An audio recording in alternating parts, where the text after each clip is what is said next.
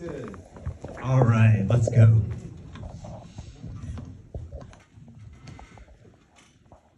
Oh, want to jump up? Oh, there you go. Hello, hello. Wow, this is like a really fantastic movie. I mean, just talk us through like this. I mean, it's like a crime drama. At the same time, it's a vampire film, and there's like so many elements, so many layers to it. Just talk us through this. Yeah, I grew up in apartment complexes like these. And so even though as a kid I grew up with vampire movies like Fright Night and The Lost Boys, like we never lived in a house. And so sometime in the early 2010s, I was just like, oh, wait a second, like how do the vampire rules change if somebody actually owned your property and you were renting? And so since I hadn't come across a vampire movie in that way before, and then it was about a world that I just don't see depicted, especially like poverty in Hollywood is like something that has to be explained and justified by a character other than in something like Andrew Arnold's Fish Tank or Sean Baker's The Florida Project, where you're dropped into the world and it is what it is and there's life and it could be kind of pretty even if things are rough. And so those were just kind of the things that came together that I thought, I think this could be something that could sustain a feature. So, yeah. And I feel like there's a lot of metaphors here about like privilege and who gets to own the land, and you got this exploitation of people living in poverty. Yeah, I mean, I think the biggest threat that has been consistent in American history is like really rich white guys. And so unfortunately that has just stayed a problem ever since I started working on this, and so it just stays relevant. But in the same way with my documentary work, I hope I'm not really didactic. I put it on screen and then you get to interact with it. Like I don't have to say it, I'm showing it to you. And just taking my cues from like Romero didn't say what his message was, like unfortunately Del Toro did in his most recent Frankenstein. He just showed it to you, and then hopefully when you're in the lobby talking with your friends about it, like you go, oh, there's this like theme about the Vietnam War and civil rights and the original Night of the Living Dead, or like capitalism and the mall with Dawn of the Dead. So at the end of the day, it needs to be first a good movie, and then if you've made it a good movie, then hopefully people will also dig into some of those things and find it compelling. So yeah. And the great thing about like vampire films too is like there's like always like certain rules, certain legends that you're going to keep and discard depending on what is important for your story.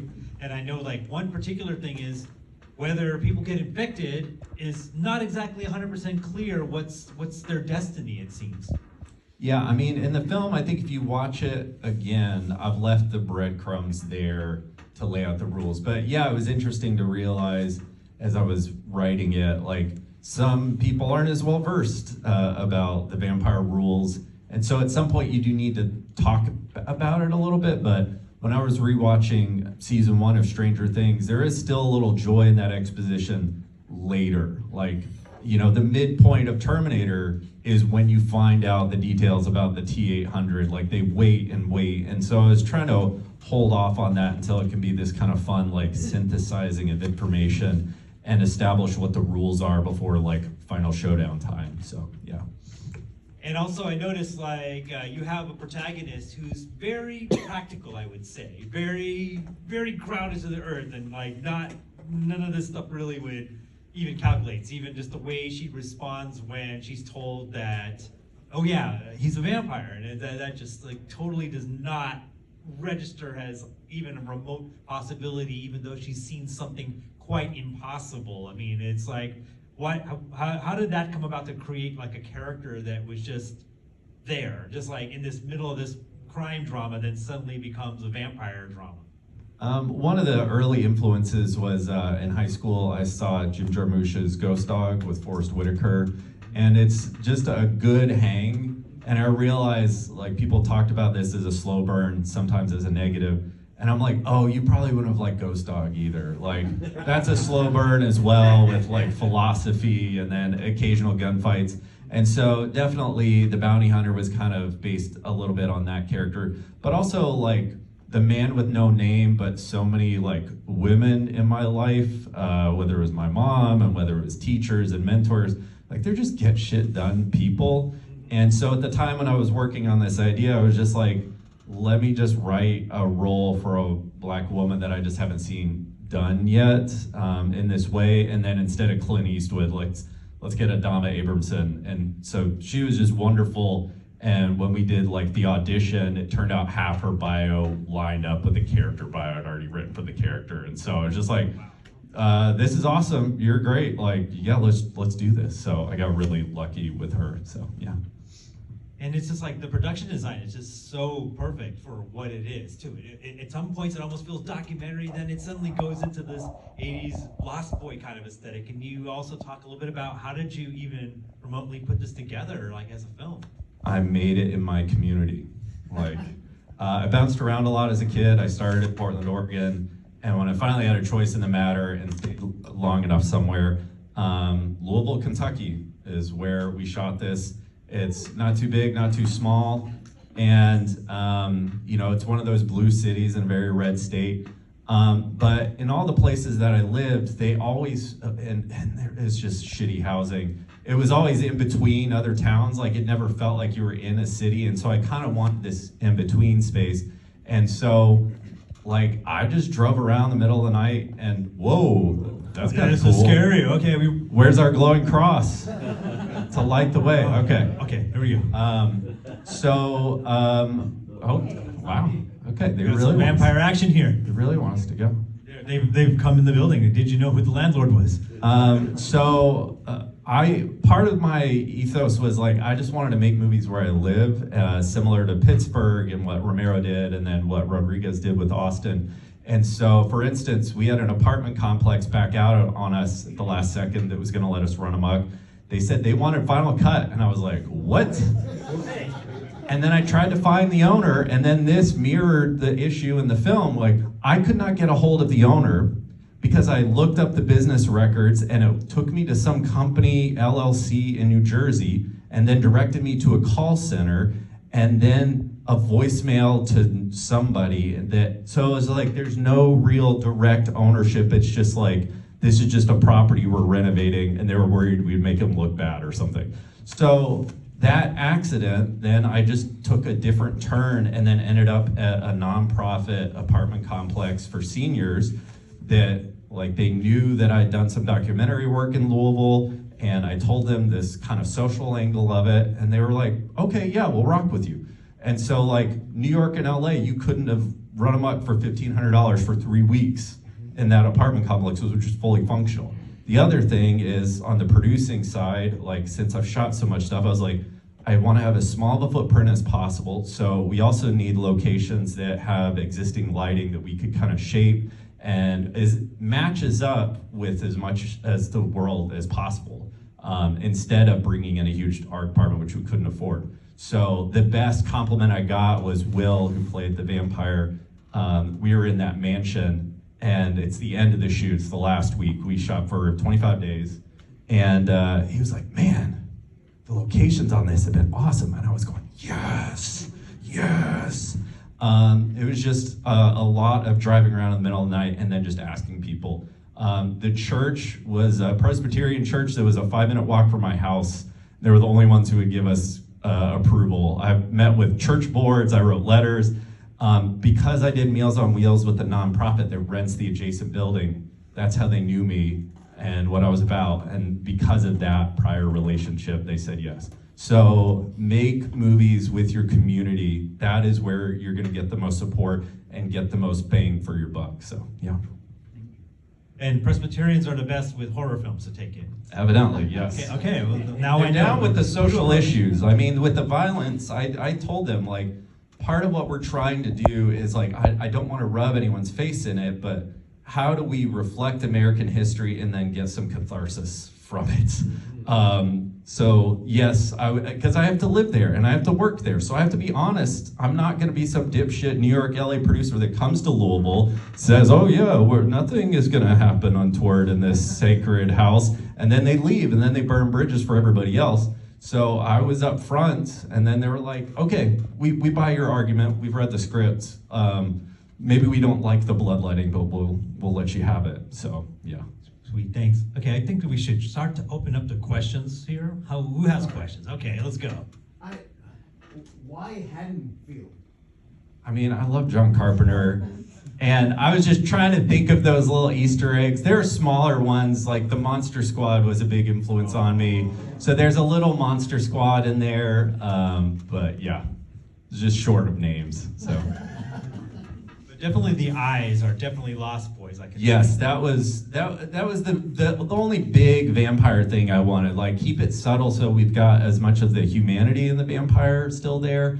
So not crazy with any eyebrow appliances, but those eyes from the Lost Boys, Kiefer Sutherland, like, it's just so iconic. So yeah, that was my directive to my special effects person. Was like, we need lenses as close to that as possible. So yeah. I did really like that scene where has a projector and is sort of having his Brad Pitt sort of moment where he sees sunlight, and it's like there's that one inkling of last humanity still left in this vampire somewhere.